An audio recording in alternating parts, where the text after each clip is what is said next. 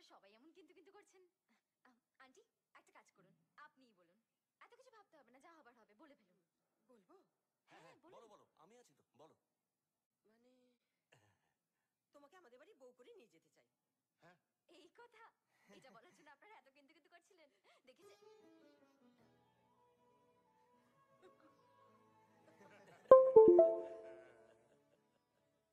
এই যে রাজা, ওনারা দিশার জন্য সম্বন্ধ নিয়ে এসছেন।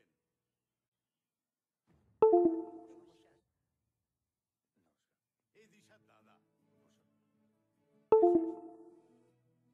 মানে হয়েছে কি ভাইয়া, আমাদের কাছে টেলিফোন নাম্বার ছিল না, তা অনেক খোঁজ খবর করে তারপর আমরা সরাসরি আপনাদের বাড়িতে চলে এসেছি। কিছু মনে করবেন না, ওর জন্য আমরা মেয়ে দেখছিলাম। ও তখনই দিশার কথা বললো, তো সব শুনে আমি আর থাকতে পারিনি, পাগলের মতো ছুটে চলে এসেছি ওকে দেখতে।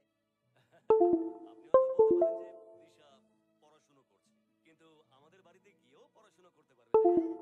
দাদা, আমি হয়তো দিশাকে আপনার মতো করে কেয়ার করতে পারবো না, তবে এতটুকু বলতে পারি, ওর ইচ্ছে অনিচ্ছে আবেগ ভালোবাসাকে সম্মান করে আপনার পর কেউ ওকে আমার থেকে বেশি ভালোবাসতে পারবে না। তবে